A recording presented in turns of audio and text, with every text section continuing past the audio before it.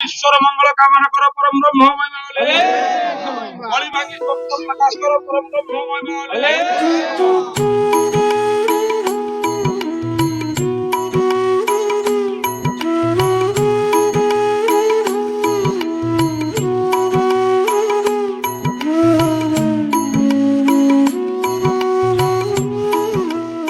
ପ୍ରାଣୀଙ୍କ ଆରତ ଦୁଃଖ ଦେଖୁ ଦେଖୁ କେବା ସହୁ ମୋ ଜୀବନ ପଛେ ନର୍କେ ପଡିଥାଉ ଜଗତ ଉଦ୍ଧାର ହଉ।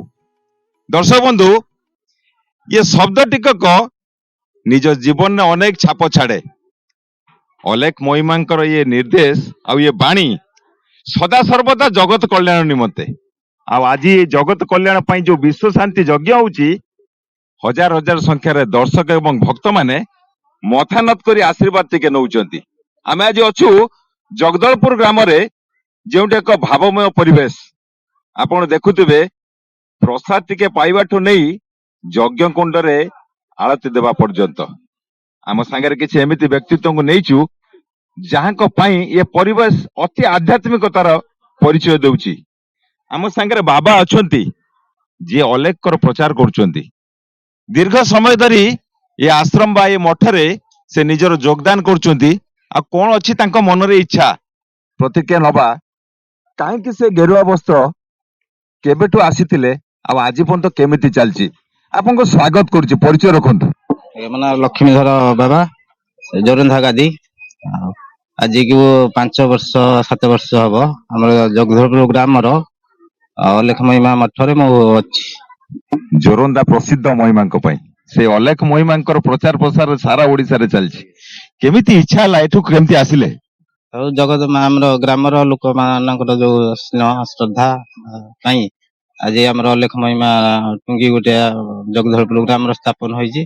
ଗ୍ରାମବାସୀଙ୍କର ସହଯୋଗ, ଗ୍ରାମବାସୀଙ୍କର ମାନେ ସମସ୍ତଙ୍କର ଯୋଉ ଆନନ୍ଦ ଉଲ୍ଲାସ ଭିତରେ ଆମେ ଅଛୁ। ଆଉ ଗୋଟେ ବିଶ୍ୱ ଶାନ୍ତି ମହାଯଜ୍ଞ ମଧ୍ୟ ହଉଛି। ଏ ଯଜ୍ଞର କଣ ତାତ୍ପର୍ଯ୍ୟ ଅଛି ଆଉ କଣ ଆବଶ୍ୟକତା ପଡିଲା ଏ ଯଜ୍ଞଟି କରିବା ପାଇଁ? ଯଜ୍ଞର ମୁଖ୍ୟ କଥା ହେଲା ଆମ ଗ୍ରାମର ସହଯୋଗର ମୁଖ୍ୟ ଲୋକମାନଙ୍କ ସହଯୋଗ ପାଇଁ, ଧର୍ମର ପ୍ରଚାର ପାଇଁ ଏ କର୍ମ ଆମେ କରିପାରୁଛୁ। ଆପଣଙ୍କର ଗୁରୁ ଅଛନ୍ତି, ଗୁରୁଙ୍କୁ ଯାଇକି ଗୁରୁଙ୍କ ପାଖକୁ ପହଞ୍ଚି ତାଙ୍କ ପାଖରୁ ଆଶୀର୍ବାଦ ଟିକେ ନେଇ ଆଜି ଆପଣ ଏଇ ଜାଗାରେ ଅବସ୍ଥାପିତ। ନିଜ ଗୁରୁଙ୍କ ବିଷୟରେ ଦିପଦ କଣ କହିବେ ଆମ ଦର୍ଶକ ମାନଙ୍କୁ? ଦୀର୍ଘ ଗୁରୁ ଆମର ହଉଛି ଗୋବର୍ଦ୍ଧନ ବାବା। ସେ ଆମର ଆଜିକି 2 ବର୍ଷ ହବ ମାନେ ଶଯ୍ୟାଶାୟୀ ହେଇଯାଇଛନ୍ତି। ତେଣୁକରିକି ଆମେ ତାଙ୍କର ଯୋଉ ଆଶୀର୍ବାଦ ଟିକେ ପାଇଛୁ, ତାଙ୍କର ଯୋଉ ମାନେ ସ୍ନେହ ଶ୍ରଦ୍ଧା ବା ଆଶୀର୍ବାଦର ତାଙ୍କ ଆଜ୍ଞା ଅନୁସାରେ ଆମେ ଏଇ ଧର୍ମକୁ ପ୍ରଚାର କରିପାରୁଛୁ। ଇହ ଲୀଳା ସମ୍ବରଣ କଲା ପରେ ମଧ୍ୟ ଶିଷ୍ୟଙ୍କୁ ସେ ଯୋଉ ଆଶୀର୍ବାଦ ଟିକେ ଦେଇ ଯାଇଛନ୍ତି, ସେ ଆଶୀର୍ବାଦ ବଳରେ ଆଜି ସେ ଏଇ ଜାଗାରେ ଯୋଉ ବିଶ୍ୱ ଶାନ୍ତି ମହାଯଜ୍ଞ କରୁଛନ୍ତି, କେବଳ ସମଗ୍ର ଅଞ୍ଚଳ ପାଇଁ ନୁହେଁ, ସାରା ବିଶ୍ୱ ପାଇଁ। ଆମ ସାଙ୍ଗରେ ଆଉ ଜଣେ ଭାଇ ଅଛନ୍ତି, ତାଙ୍କର ଅପୂର୍ବ ସହଯୋଗ ଏବଂ ଏଇ ଜାଗାକୁ କିପରି ଭାବରେ ଗୋଟେ ଆଧ୍ୟାତ୍ମିକ ପରିବେଶରେ ବଦଳେଇ ହବ, ତାଙ୍କର ପ୍ରଚେଷ୍ଟା। ଆପଣ ପରିଚୟ ରଖନ୍ତୁ। ମୋ ନାଁ ନରେନ୍ଦ୍ର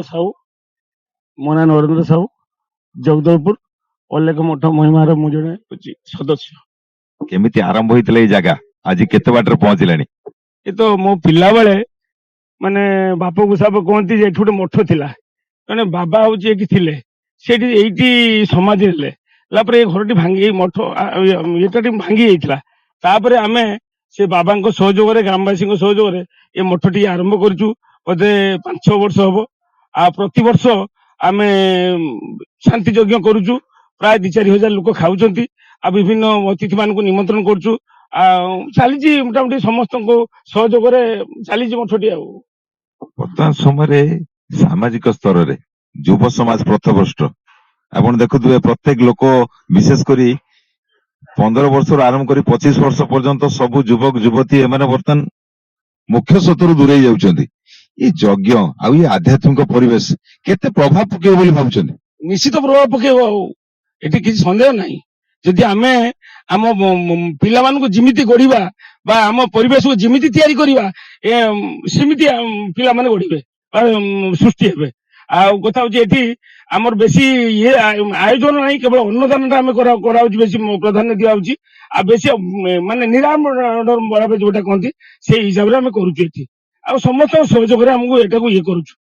କେତେ ଆଖପାଖ କେତେ ଗାଁର ଲୋକ ଏଠି ସାମିଲ ହୁଅନ୍ତି?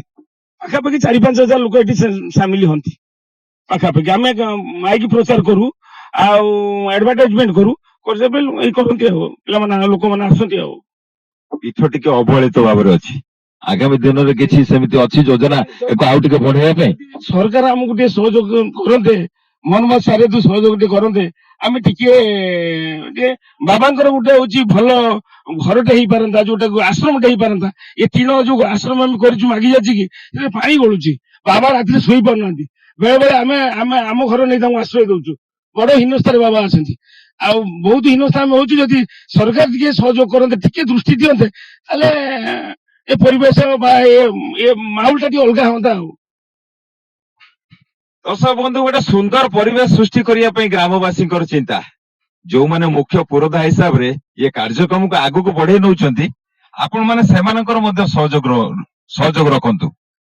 ଛୋଟିଆ ଦାବିଟେ ରଖିଲେ ସରକାର ଯଦି ଆମ ମାଧ୍ୟମରେ ଏ ଛୋଟିଆ ଭିଡିଓଟି ଦେଖୁଥିବେ, ତାହେଲେ ତାଙ୍କର ଯୋଉ ଛୋଟିଆ ଦାବିଟି ବର୍ତ୍ତମାନ ସମୟରେ କୋଉଠି ଗାର୍ଡେନ ହଉଛି, କୋଉଠି ପାର୍କ ତିଆରି ହଉଛି, କୋଉଠି ମନ୍ଦିର ମଧ୍ୟ ତୋଳା ହଉଛି, ମଠ ମନ୍ଦିର ଧୀରେ ଧୀରେ ଉଜୁଡି ଯିବାକୁ ବସିଛି।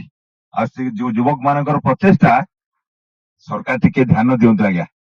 ଏ ମଠ ମନ୍ଦିରର ପରିବେଶ, ଏ ଆଧ୍ୟାତ୍ମିକତାକୁ ଅନେକ ঊର୍ଦ୍ଧ୍ୱକୁ ନେଇଯିବ, ଯାହା ଫଳରେ କି ଏକ ନୂତନ ସମାଜ ଗଠନ କରିବାରେ ମଧ୍ୟ ସାହାଯ୍ୟ ହବ। ଆମେ ଆଶା ରଖୁଛୁ ଆପଣ ମାନେ ମଧ୍ୟ ଏ ଉପସ୍ଥାପନା ମାଧ୍ୟମରେ ଅଲେଖ ମହିମାଙ୍କର ସେ ଯୋଉ ନୀତି ଆଦର୍ଶ ଆପଣଙ୍କ ଜୀବନକୁ ଗୋଟେ ନୂତନ ଦିଗଦର୍ଶନ ଦବ। ଭଦ୍ରକ ଜଗଦଳପୁରରୁ ପବନ ବିଜୟ, ଆରସିଏନ୍ ଓଡ଼ିଆ।